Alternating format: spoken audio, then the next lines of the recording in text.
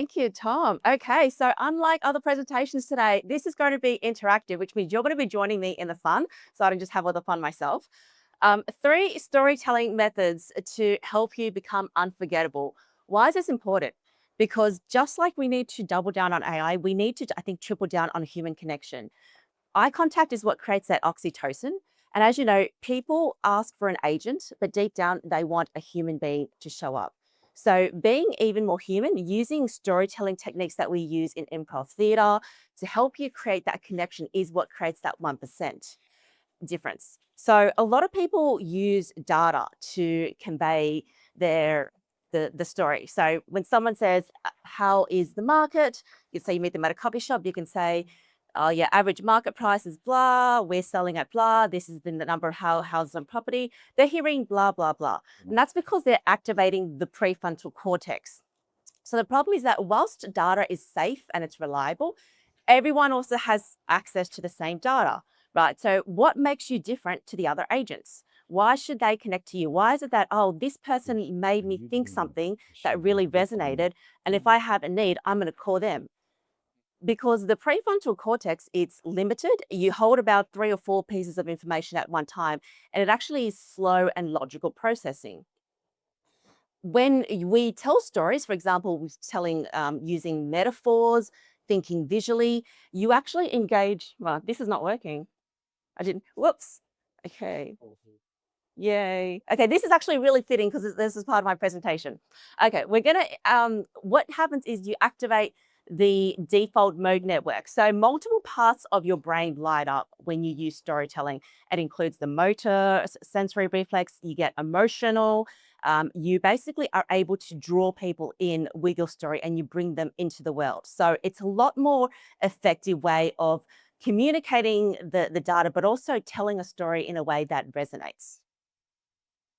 Oh, oh, it's going the other way around. Okay. So I won't cover too much of the science because you're going to be embodying this in a minute.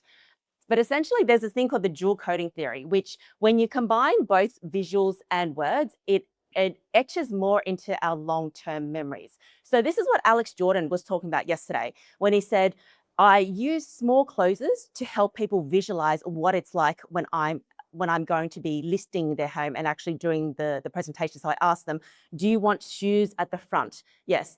Do you want my team members standing at the front door? Yes. What days of the week would it be okay for me to bring people over if it's outside of our hours? He uses those small things to get people to visualize. It lights up the brain and they actually think this is what's going to happen when this particular agent is here in the room selling my property. So that's one example. Oh, okay. So Tom did this in the market wrap last week.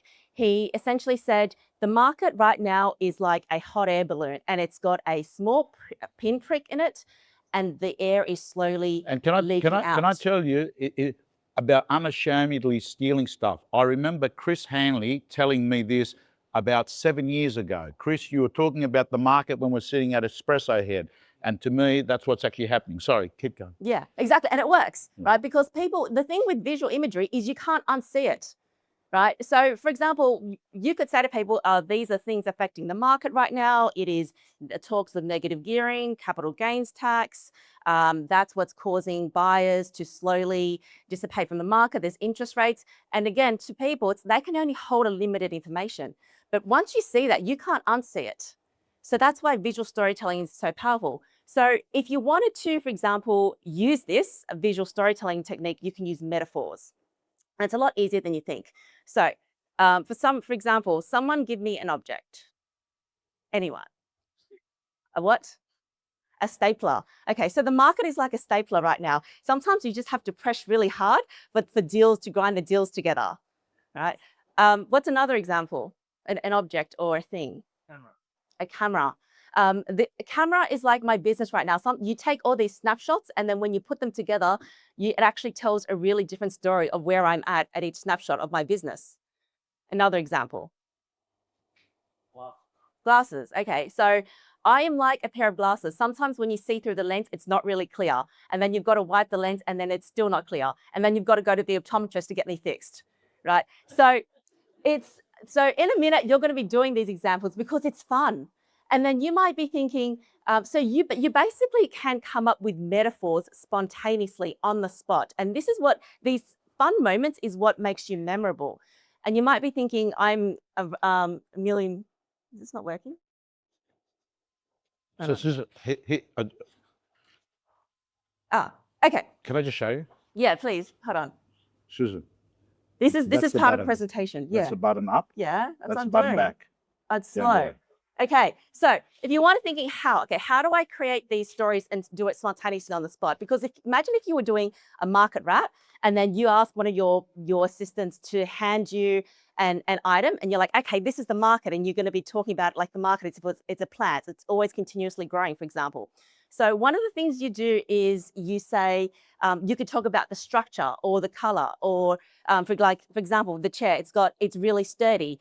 So the market right now is really sturdy for certain people. It's red.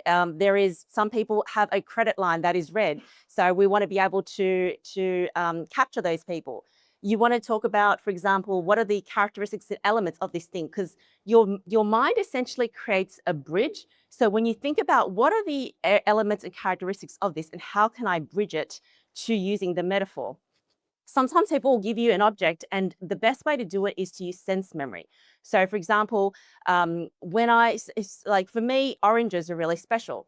When I first came to Australia, I remember my dad first immigrated here, and I remember sitting at the dining table, and the first thing he did was cut me an orange. And I remember whenever I smell that, I remember thinking, okay, this is home. So if I was an agent, I could say, give oranges as part of my settlement gift and write a note about how, welcoming them to home. So using personal stories and sense memory is going to help you bridge that gap. I don't know why it's not working for me. It's the bottom one, just, Susan. Yeah, I'm pressing it. Here. See, this is no, it's a top one. No, it's not, it's a top. It's a I'll just top show one. you I'm something. pressing this. Oh, Can I good. have I it? got it. I have it. Susan. Yeah, no. Forward? See? No, I'm not moving. You're moving backward. I'm moving forward. This is a very clear metaphor. Never for argue with how a Shanghai relationship woman. is. Okay. They're hard in Shanghai. Exactly. So you might be thinking, okay, I'm the top agent. I'm not going to play these childish games. And I'm going to say childish is different to being childlike, because this is all the research, just some of the research about why adults should engage more in childlike behavior. It opens up this sense of awe and wonder. It strips out your ego, and you are essentially able to come up with new ideas. When you have new ideas, you behave differently, you act differently, you arrive at different decisions. So if you're stuck in a certain thinking method, or if you're stuck on a problem, try a different way of thinking. It is a form of neuroplasticity. And that neuroplasticity is going to change the way that you feel, the way that you embody these things. It's going to help you arrive at a different decision. So you might be thinking, okay, if I do this activity in a moment, I'm going to look like an idiot, like a bit like I have with these slides that I've been struggling with all morning. So there's a really interesting study that's being popular called the pratfall effect. And what it is the scientists were trying to measure what makes someone more likable. If they make a mistake, how does it change the way that we view them? So they got four groups. Two of those groups were answering quiz questions on like Wheel of Fortune, just questions about like what is the capital city of blah, and then they had people listen to those to the clips. And then afterwards, they asked them, how do you think about this person? So the people that were highly competent, they got 90% of those correct. And then the other people who were less competent, they got 30% of those quiz answers correct. Now, here's the difference, is they measured it against a benchmark, and that was they had someone say to spill their coffee, so it made a clinging noise, and then they said, oops, I'm so sorry, I've just spilled my coffee all over my new suit. And they kept that clip in there. So then they measured, what do we think about these people? So hands up if we think the people who spilled their coffee were more likable. Okay, cool. Like half the room. And the other half is, you think that they were less likable? No? Okay. So most people think they were more likable. So actually, you're right. And also, there's a caveat. If this works, I think I need to stand here. Okay. Right. So it turns out that the people that were scored high and they spilled their coffee, they were more likable because we could relate to them. This person is real. This person is just like me. They make mistakes. They're human. And the people that were less competent, they scored low in the test, they were actually less likable. So if you're going to be, so being vulnerable, there is a caveat to this. And it essentially means that you've also got to be highly competent in the situation, because your competence plus vulnerability is magnetic. Whereas if you're incompetent and you make mistakes, that's concerning. So, and I've been struggling with these slides all day. So is that concerning or am I highly likable? Thanks, guys. Okay. Right. So this is where you guys are all going to participate in the fun. So in a minute, I'm going to invite you all to stand up and walk across and connect with someone in the room. You're going to play with metaphors. So someone is going to say, for example, they're going to point to your partner is going to point to like an object, or maybe they have something in their purse or their wallet, and they're going to say to you, okay, describe why this is like me. And this is not a psychological profile, by the way. This is not going to like, it's really just exercising your mind to find out like what are the possibilities. It doesn't even have to be a true reflection of you or your business or your team.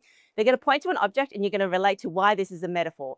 Then they're going to say there's three options, which is I am like this because, my market is like this because, and my business is like this, and you're going to justify why. So, I am just like this phone because I'm reliable and you can always contact me and it's always on. My business is like the tangled wires because there is a lot of stuff that needs to be sorted out and no one wants to go there, right? It's not a reflection of who you are. It's really just how can you exercise these things, because the more that you do them, the more likely they are to stick. So let's all get up. You're going to walk across to someone in the room and then you're going to ask these three questions and you're going to stop, and we're going to take about 1 or 2 minutes. We might have some music going.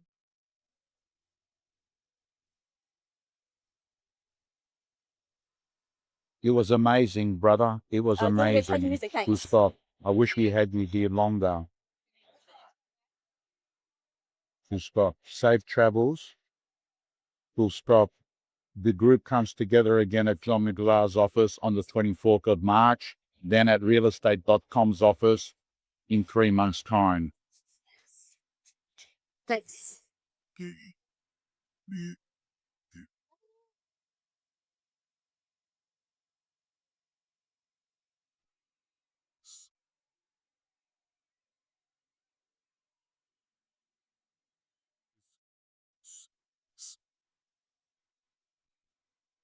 See, is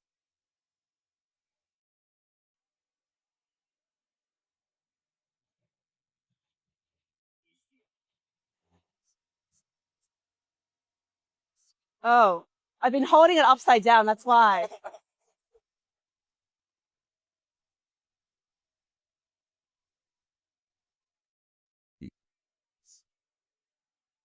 if you need any help developing an unstoppable, irresistible 30-minute presentation, I'm happy to sit down on a Zoom with you. Full stop. I thought your content was good. Full stop. We're not a motivation speaker, so you don't have to worry about trying to do that sort of stuff.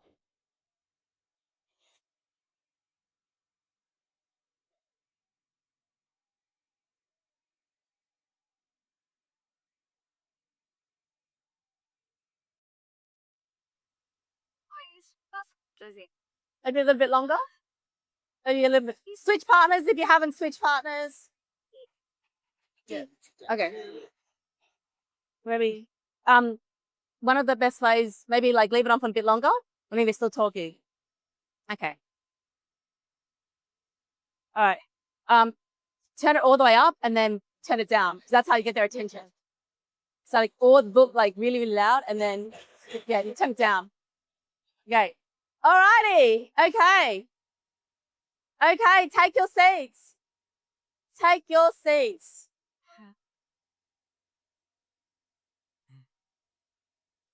All righty, gang.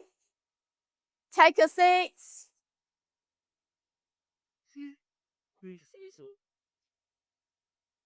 Really? Yeah, it gets easier. Scotty, Where is the Scott, other mic? I'm just can you gonna send me do the some ropes? Q&A. Who has the other mic? Can you send me the video of the ropes? Did you take it on yours? I took it on yours. No, you took it on yours because you posted it in the gym. They've already posted it. No, you didn't post it. You put it in the... What are you talking about, Dad? What's that? The ropes. Okay, Was it people, on my let's take your phone? seats and then we'll share. Because you put that up. Where's the other mic? Where's the ropes bar? Okay, awesome.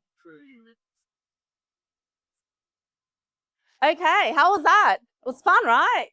Like, yeah, it's fun. Okay, who would like to share? Who would like to do a quick share of what they found and what they discovered? Don't all rush all at once. Yay. Yeah, go girl.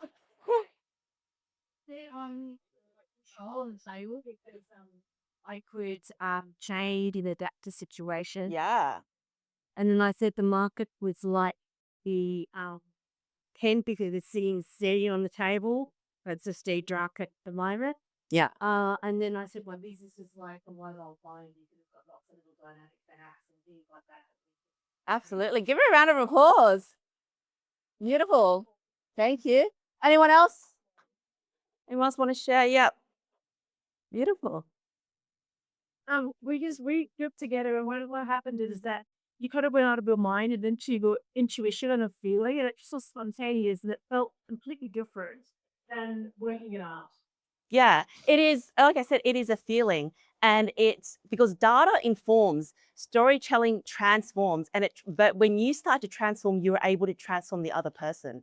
So that feeling of spontaneity, you could practice that every day because it's part of neuroplasticity. Like you could be driving to a car and you might see an object as you're driving. How does this relate to me? It's a game you can play by yourself. It's a game that you can play if you're trying to simplify processes and systems and you're trying to explain something to like, you know, when you explain like 10 times something to someone and they still don't get it, sometimes you've got to use a metaphor to describe it. And then you can use this at home. Like if you're, you might be feeling like I'm like the chocolate cake near the window, but you always pass me by and you go for vanilla. Like why?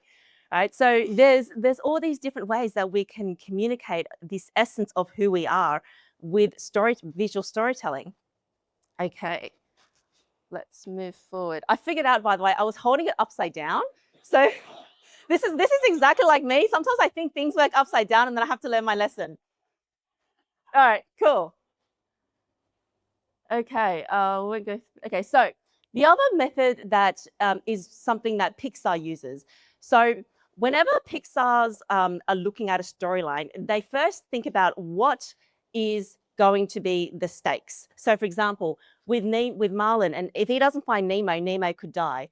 With Toy Story, if what's his name, Woody, if Woody doesn't find Andy, he loses his entire purpose. He loses his identity. With the Lion King, if Simba doesn't find his way home, then the entire kingdom collapses. With Frozen, if Elsa doesn't, it's about like Elsa could lose her sister. So we always ask, what are the stakes? And then Aman Gulia from New Zealand was in an interview, said essentially, this is what he uses. In the New Zealand market, prices had dropped for around 30%. And so he'll say, you know what, if you don't accept $1 million now, the next time you call me, it's going to be 900,000, and then it's going to be 800,000. You're going to call me again, it's going to be 700,000. So do you want $1 million now, or do you want 700,000? So always ask yourself, especially in a negotiation, what are the stakes? Because we sometimes get into this repetitive pattern of looking at the data and the facts. But if we take a step back and we focus on the stakes, that's what's going to transform people and change their decisions. It's a persuasion technique. The other persuasion technique is one that Adam Grant talks about in the book Think Again. So essentially what he's saying in this research is whenever people are challenged on their beliefs, they feel personally attacked. So if you want to change the way that they think and feel, you create psychological safety. Because I mean, let's face it, like no one, even if it's something factual, no one likes to feel like they're being challenged. No one likes to feel wrong. But if we actually invite them to consider other opinions and we create that psychological safety, that's how you're going to get the buy-in for them to do price adjustments, for them to understand what the market's like, for them to accept that offer. Those are the things that's going to transport them.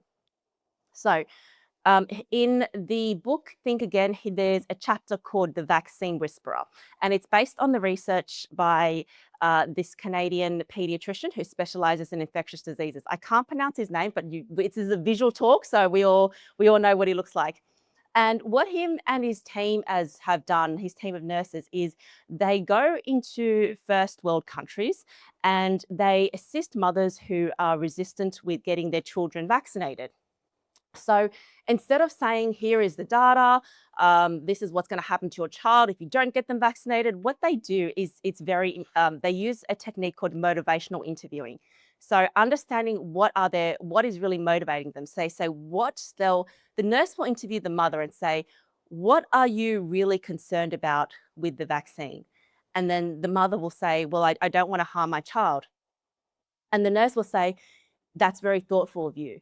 You're a really good mother, because most people wouldn't even ask that question. So it is affirming. They understand where they're coming from. They bring them into their world and they say, yes, you're right to have that opinion. Then they say, what do you think is going to happen if your child doesn't get vaccinated?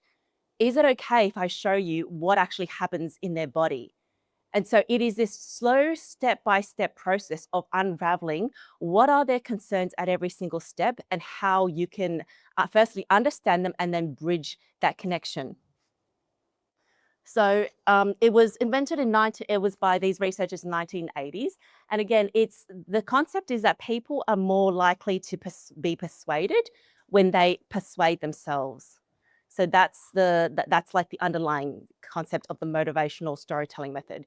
In terms of compliance, when Adam Grant measured it, people who used facts and data and were arguing about why they were right, they had a 3% compliance versus the motivational interviewing method, which is almost 10 times, which is 32% compliance rate. So it is highly persuasive.